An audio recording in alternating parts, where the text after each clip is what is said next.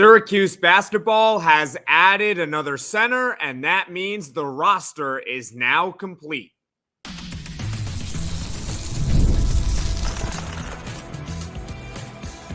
You are Locked On Syracuse, your daily podcast on the Syracuse Orange. Part of the Locked On Podcast Network, your team every day. Hello, everyone, and welcome into Locked On Syracuse. I'm Jackson Holzer, and thank you for making us your first listen of every single day here on the Locked On Podcast Network, where it's your team every day, and we're free and available wherever you get your podcast. And on today's show, Syracuse Basketball has added another center to its roster. He is from Serbia. It is Petar Majstorovic. So, the roster is now complete. We're going to go over Majstorovic himself, the front court rotation, and an overall roster outlook for this team for next season. Now through September 22nd, all FanDuel customers can bet $5 and get a 3-week free trial of NFL Sunday Ticket from YouTube and YouTube TV. Visit FanDuel.com/lockedon to get started. All right, so this news broke just a few days ago. 6'9" forward or center Petar Majstorovic from Serbia signed his national letter of intent to play for Syracuse this upcoming season. He is 19 years old, and like I mentioned earlier, he is from Serbia. He last played in a French pro league. It was the Pro A U21 league, where he averaged about 10 points per game, 7 rebounds, 2 assists on over 60% shooting, which is nice, and 68% from the free throw line, which is pretty good for someone that's 19 years old and is 6'9". You want someone who could shoot a little bit. 68, 69% from the free throw line is really solid for a front court player. Now, Mike McAllister recently mentioned on Cuse Sports Talk that the plan for Majstorovic might be to just redshirt him. Now, for those that may not know what redshirting is, it means that he won't play this season, but won't lose a year of eligibility. That is on the table. It's not guaranteed to happen, but it's on the table with Majstorovic. And also, I was doing a ton of research, and I couldn't find the star rating for him. I don't know what he would be in terms of stars, since he's an overseas player. And for those that may not understand, Donnie Freeman's a 5-star player. Elijah Moore is a 4-star player. So I was trying to find Petar Majstorovic's star, and I couldn't find it. That's not to say that he's not rated or anything, but because he's coming from overseas, that might have something to do with why I can't necessarily find a rating with him. But nevertheless, it's a third recruit in the class of 2024, and it completes this Syracuse basketball roster. Now, I had 4 thoughts that came to mind. Yes, 4. I know it's kind of a weird number. You usually think like 1 thought, 2 thought, 3 thought. Yeah, I had 4 thoughts on this edition. Number 1, I actually had someone in the comments section on the Pull Friday episode say that Nikola Jokic is from Serbia, and I kind of chuckled at that, and I was like, yeah, Nikola Jokic is from Serbia. I mean, maybe Majstorovic becomes Nikola Jokic. I mean, that's hard to envision, but yeah, they're both from Serbia, which is pretty cool. And Serbia obviously gave Team USA fits in the Olympics. So, hey, these Serbian players are pretty good. Number 2 was that Syracuse does have a recent history of getting players overseas. Now, I wanted to count Jesse Edwards in this, but he did play at IMG Academy, although he is from the Netherlands. But the one that I'm really referring to is Marek Dolezaj in 2017, when Syracuse needed another player to fill out its roster. Dolezaj they got from overseas, and he developed into a quality player for Syracuse basketball. If Majstorovic can become anything like Marek Dolezaj, this is absolutely a win for the Orange. So there is a little bit of a history with overseas player, and it's a good history for Syracuse. And number 3, like I have said, this move officially completes the Syracuse basketball roster for 2024-25. Now, yes, if you're keeping track, they still do have one open scholarship remaining, but in all likelihood, That scholarship is going to be filled by a walk-on player. So it would be a walk-on player that has earned the right to have a scholarship. That's probably what's going to happen with that final roster spot. This also fills a need for the team. This isn't just, get a player from overseas, try to develop him. Well, this actually fills a need for this upcoming season, even if you were to redshirt, because before the move, Syracuse's only centers on the roster were Eddie Lampkin and Naheem McLeod. Those were the only two. So for a while, I was alluding to the fact that what happens if one of those goes down? It doesn't even have to be anything major, but even if they just miss a game or two, you're down to one center on the roster. At this point in the transfer portal, you're not going to find anyone who's going to be willing to be a third-string center. So what's going to happen? Well, Syracuse added, at minimum, a third-string center with Petar Majstorovic. So he does fill a need for this team. It's not just some whatever. It's a need. So it's a good move for Syracuse. And finally, my last thought on this move before we get to the front court rotation and the roster outlook for this team is that Majstorovic gives Syracuse clarity for next season. And what do I mean by that? Or actually not next season, the following season. So 2025, 2026. If you look at their roster right now, Eddie Lampkin and Naheem McLeod are in their final years of college eligibility. That simply means they will not be back with Syracuse following this season. They are one and done. That's it. I know Naheem McLeod was here last year, but you get the idea, right? Sorry for the weird terminology there, but 1 year, this is it, and they're out the door. Donnie Freeman is likely a one and done player, considering he is one of the best recruits in the country. So he's probably one and done, assuming that he lives up to that billing. Jyare Davis in the front court is also out of years of eligibility after this season, so he will not be back with the team. So when you look at the front court for next year, Syracuse does have five-star power forward Sadiq White coming in. They maybe will have Chris Bell. I don't want to speculate anything with Chris Bell, but he's entering his third year with Syracuse. Is he going to be back for a fourth season, right? I mean, there's always the possibility of transferring. There's also the possibility that he develops his game further this season and becomes an NBA caliber player, which I think we'd all take that problem if he becomes an NBA caliber player, right? We'd take that development from Chris Bell. So Majstorovic gives Syracuse a little bit of clarity for 2 seasons from now. Now you know that you'll have Majstorovic and you'll have Sadiq White in the front court. So when I look at the move overall, at minimum, this is a depth player for this upcoming season.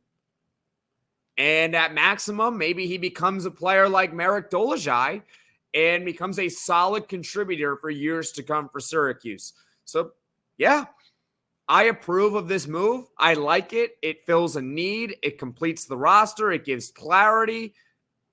Hey, who knows? Maybe because he's from Serbia and Nikola Jokic is from Serbia, right? I know that's a far-fetched claim, but I like the move. I really do. I think it's solid. The roster's done. We don't have to worry about Syracuse adding another center to this team. Now they have Eddie Lampkin, Naheem McLeod, and Petar Majstorovic for next season. And the following season, we know that Sadiq White and Majstorovic will be there for this team. Next, we're going to talk about the front court rotation for Syracuse basketball now that they have Petar Majstorovic. You've heard us talk a lot about FanDuel, America's #1 sports book. Well, we have something a little different for you. Now through September 22nd, all FanDuel customers can bet $5 and get a 3-week free trial of NFL Sunday Ticket from YouTube and YouTube TV. Then with a YouTube TV-based plan, you'll be able to watch every regular season Sunday afternoon out-of-market game. All you need is a Google account and a current form of payment, and you can cancel anytime. And now we're going to switch gears to college football. And if you're itching for the season like I am, it's fast approaching, Guess what? FanDuel has released the odds for Syracuse's first game against Ohio, and the Orange are 17.5-point favorites to get the W. You think Syracuse can cover? Well, bet it right now on FanDuel, and if you want to play it a little safer, Syracuse's money line is minus 950. Just visit FanDuel.com/LockedOn to download America's #1 sportsbook. Thank you for making Locked On Syracuse your first listen of the day. For your second listen, enjoy the Locked On College Football Podcast. Spencer McLaughlin gets you ready for an exciting season on the gridiron with discussion on the upcoming season and the ever-changing landscape of college athletics, including conference realignment, the transfer portal, NIL, new college football expanded playoffs, and more. Locked On College Football is available on YouTube and wherever you get your podcasts, part of the Locked On Podcast Network, where it's your team every day. Let's look at the front court rotation for Syracuse basketball for 2024-2025. Now that the roster is completed, the Orange recently added Petar Majstorovic from Serbia, a 6'9" forward/center, whatever you want to call him in that regard. So the front court players for this team this upcoming season, there are 6 of them in total. You got Chris Bell, you got Donnie Freeman, you got Jyare Davis, Eddie Lampkin, Naheem McLeod, and the man of the hour, Petar Majstorovic. Once again, a total of 6 players in the front court, and hence why I'm happy about the move, because in theory, even though they all kind of play different positions, that's a backup small forward, a backup power forward, and a backup center. 6, right? All right, let's go over the 3 starters, because there's going to be 3 of them, in my opinion, who are going to start for this team. Number 1, Chris Bell. He is going to play the starting small forward in all likelihood, or at least this is just my opinion what's going to happen. He started all 32 games last year. He played 27 minutes a game, and in those games, he averaged 12 points, 2 rebounds, and 1 assist. But more importantly, he shot 42% from the three-point line, which was second in the ACC and overall one of the best in the country. So even though Chris Bell does have his weaknesses, and I hope he can improve on his defense and improve in some areas of his offensive game as well and not just necessarily be a shooter, at minimum, he is one of the best shooters in the league. He's one of the best shooters in the country. They need him, especially because we're going to go over later on the roster outlook. They have Chris Bell as a shooter, but who else do they really got? They need Chris Bell for this upcoming season. I think he's going to be the starting small forward. Expect 25 to 30 minutes once again for him.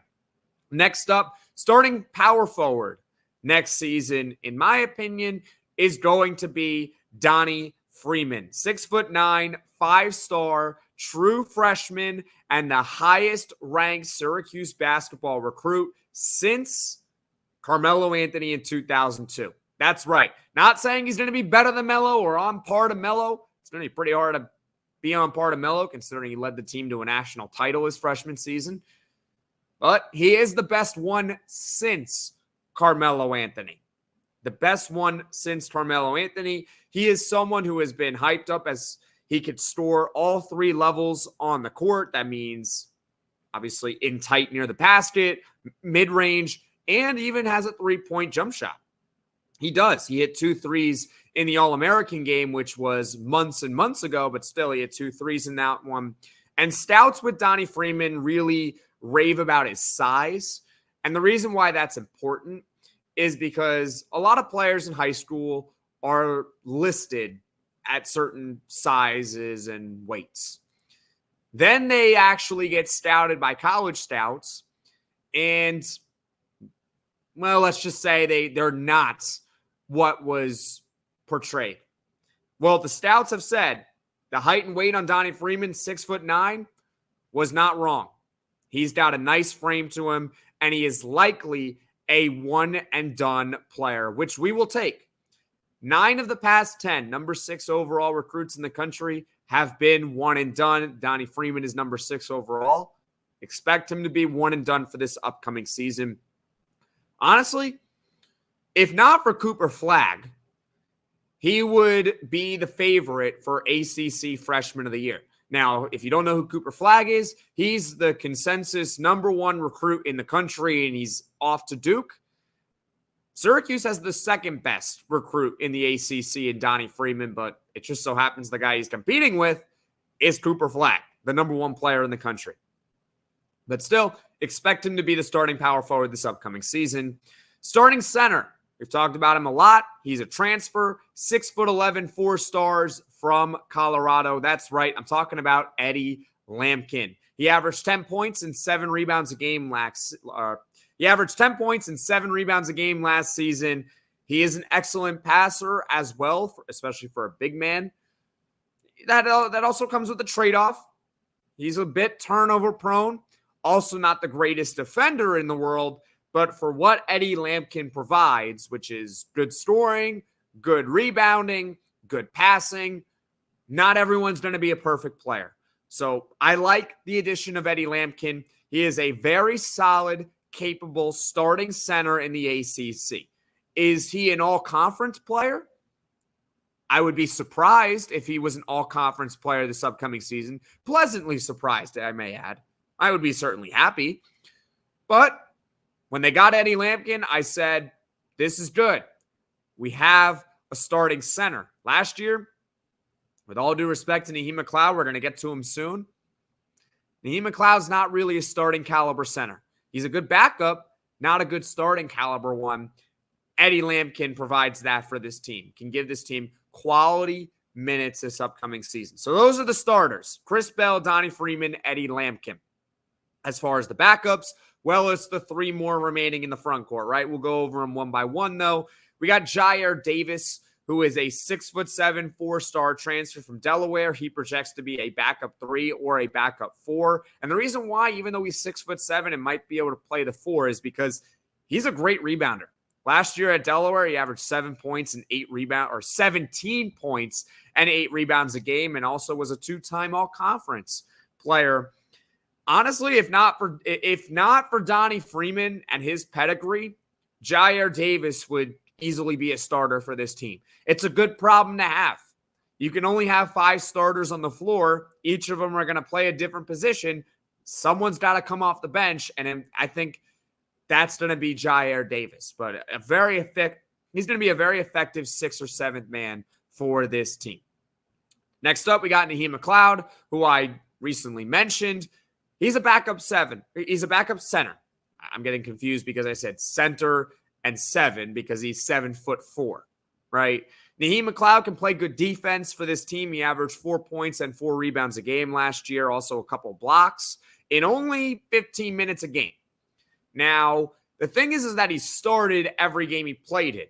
And if you're going to have a starting center only play 15 minutes a night, that's not really that good. You need a starter to play more than that typically. He's very good in his role, though. Now he's very good in his role. A backup center. I like McLeod as the backup. You get the difference? I don't love him as a starter. I like him as a backup. So I think McLeod, with his defense and his shot blocking ability, he complements Eddie Lampkin really well, who can maybe score at a higher rate, who can rebound as well, is a good passer, maybe not the greatest defender in the world. Well, that's when you have Naheem McLeod come in to play quality defense and provide, well, size and length on the team. So I like the duo. I like the duo of Eddie Lampkin and Naheem McLeod. I think it's very solid. And then finally, Petar Majstorovic, a depth 4 or a depth 5 for this team. Maybe he redshirts this season. Maybe he doesn't. But he could potentially be he's the third string 5. He is the third string center for this team. And he is a developmental project. Literally exactly what Syracuse needed. Hopefully, unless he's really good, of course, unless he's really good right off the bat, hopefully he doesn't necessarily have to see the floor because Lampkin and McLeod stay healthy. If they don't, they have a backup plan. They have a backup plan, which is solid for this team this upcoming year. So overall, I really like the front court. I really do. I think it's one of the better front courts in the country. I saw a list the other day of the 10 best front courts, and Syracuse wasn't on there. This is the 10 best front courts in the country. The Orange weren't on there, but I would venture to guess that if you were to say top 25 front courts in the country, Syracuse has got to be on that list. Maybe even top 20, top 15. I understand not necessarily top 10, but there's a lot of talent. There is. I think it's elite. I think it is a really, really good front court. So overall, be excited. I'm excited for this front court this upcoming year. I think you should be too. Now, coming up, we're going to talk about the overall roster outlook for next year. Passion, drive, and patience, the formula for winning championships, is also what keeps your ride or die alive. eBay Motors has everything you need to maintain your vehicle and level it up to peak performance. Superchargers, roof racks, exhaust kits, LED headlights, and more. Whether you're into speed, power, or style, eBay Motors has got you covered. With over 122 million parts for your number one ride or die, you'll always find exactly what you're looking for. And with eBay Guaranteed Fit, your part is guaranteed to fit your ride every time or your money back. Because with eBay Motors, you're burning rubber, not cash. With all the parts you need at the prices you want, it's easy to make your car the MVP and bring home huge wins. Keep your ride or die alive at ebaymotors.com. Eligible items only. Exclusions apply. eBay Guaranteed Fit. Only available to U.S. customers. Once again, with the addition of Petar Majstorovic, the roster for Syracuse basketball is complete for this upcoming season. So now let's look at the strengths and let's look at the weaknesses for this team this upcoming year. Now, full disclosure, I think the ceiling for this team is Sweet 16 or better. I think that's the ceiling, especially because Chance Westry is now healthy. And I think the floor is a narrow miss of the tournament once again. So anywhere in that range is where I see Syracuse for this upcoming season. I think they're going to be more towards I think they're going to make the tournament.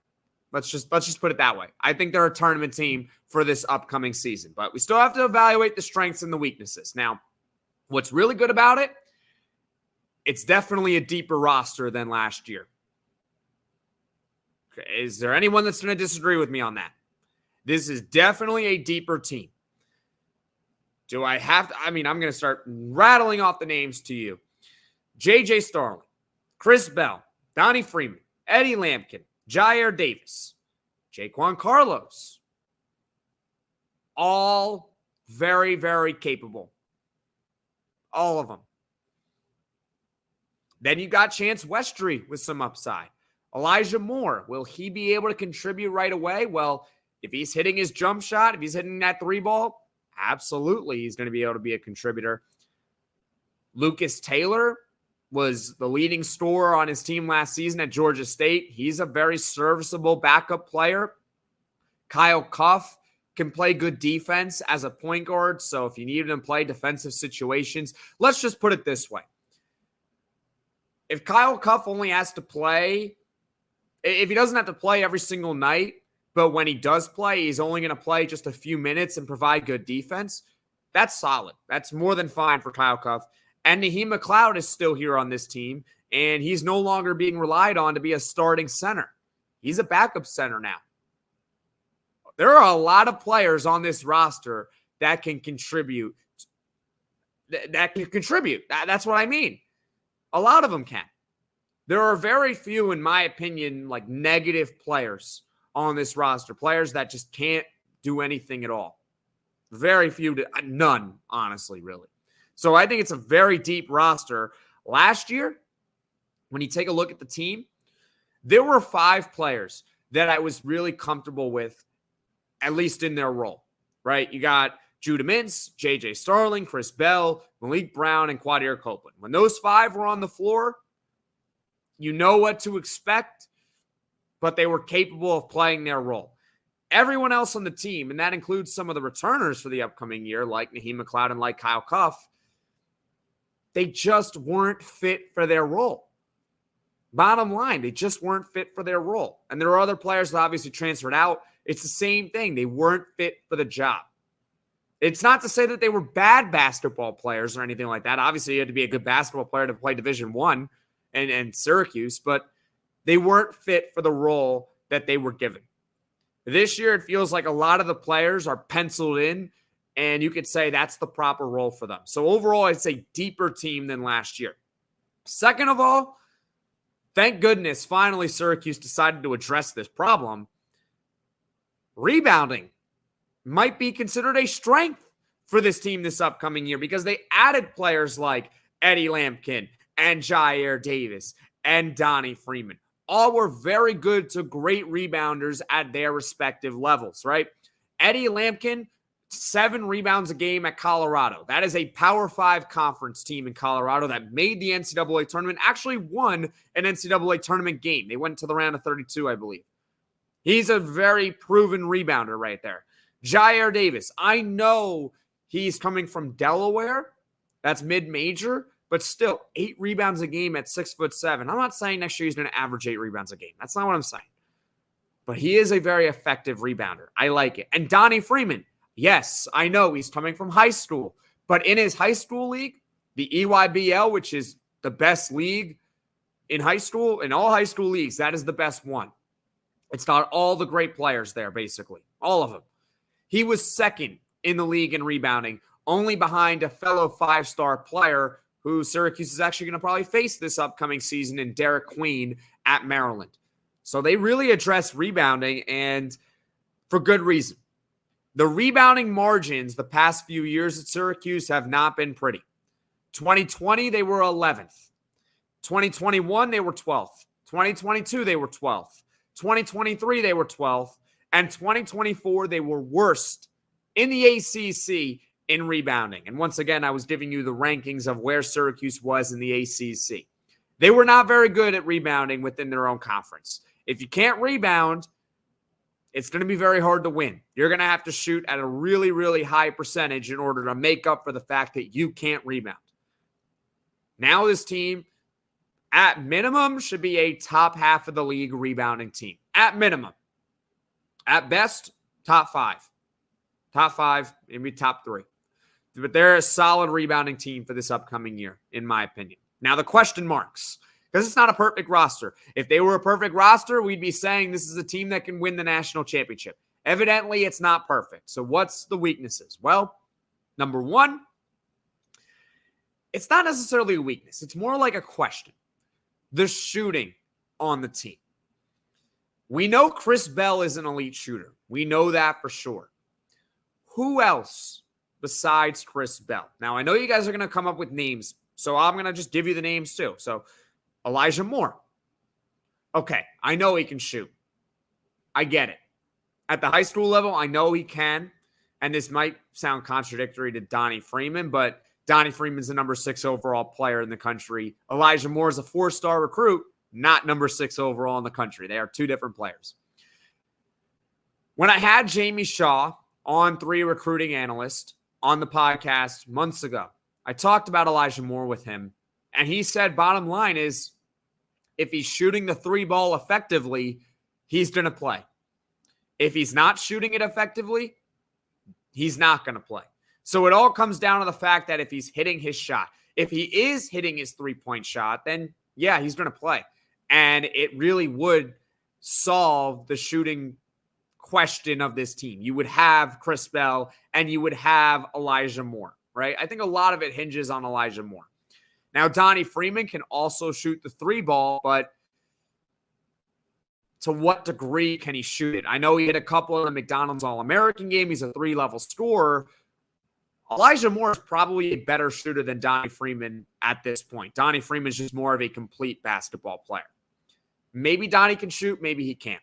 Lucas Taylor was 35% at Georgia State last season from deep, which is a good percentage. But A, that was at Georgia State, and B, is he actually going to get the minutes to be able to contribute on this team next season? I think Lucas Taylor's really solid for what they got in him. He's a depth player. How much is he going to actually play, which would affect the shooting of the team?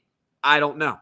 And then the second key is J.J. Starling. Second half, J.J. Starling. I believe we can get second half J.J. Starling. For those that may not know, J.J. Starling in the second half of the season last year shot 36% from three. Can he do that over the course of an entire season? If the answer to some of those questions that I have is yes, not all, but some, then I think it would solve the shooting of the team.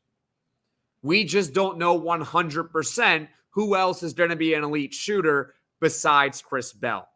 And finally, I think, once again, this is a question, less so a weakness. It's the fact that Syracuse doesn't necessarily have an ace scorer. And I'm using a baseball terminology, and maybe it's because I'm watching a lot of baseball nowadays. I've always watched a lot of baseball, but the Mets are in the hunt. You get the idea. An ace-level scorer. So what do I mean by that? Well, last year it was Judah Mintz, one of the best scorers in the conference. Now, he had his strengths, he had his weaknesses, but at minimum, he was a great scorer for this team. Obviously, he's not back. He's not back. So who are the elite level players that can score on Syracuse this upcoming year? There are three candidates. I think you got to look at J.J. Starling. Is he going to take a step up? Can he be like he was in the second half? I think he can, because he's not coming off shoulder surgery this year. Chris Bell, will he take a step up? Maybe, but at minimum, we know what we're going to get in terms of him just being an elite shooter. And then there's Donnie Freeman. I'm not expecting him to be Carmelo Anthony this season. I'm not. Don't get that twisted. At the same time, can he be one of the best freshmen in the country like he is being hyped to be? The hype isn't coming from nowhere with Donnie Freeman. Can he be one of the best? If he is, then I think it's going to solve that need or solve that question. But yeah, I like the roster. I think it's a tournament team. I do. I think not the starters. I think the depth of the team is high. I think the rebounding is much better. The shooting, while I think it's a question, will be solved. And well, an ace-level scorer, maybe Syracuse doesn't have that, but I don't know if it's going to necessarily matter as much. I think because they have so much depth, they can get contributions from a ton of different players on this team. Thank you for making Locked On Syracuse your first listen today. Now go check out the Locked On College Football Podcast. From NIL deals to never-ending conference realignment rumors, Spencer McLaughlin gets you ready for an exciting season on the gridiron. You can find the link to Locked On College Football in the description below, so you don't need to search. Part of the Locked On Podcast Network, your team every day. Thank you guys so much for watching, and thank you so much for listening. If you like this video, click that like button, and if you really liked it, subscribe to the channel and turn on those notifications so you know right away when I am dropping the next podcast. And tomorrow, we're going back to Syracuse football coverage, so stay tuned.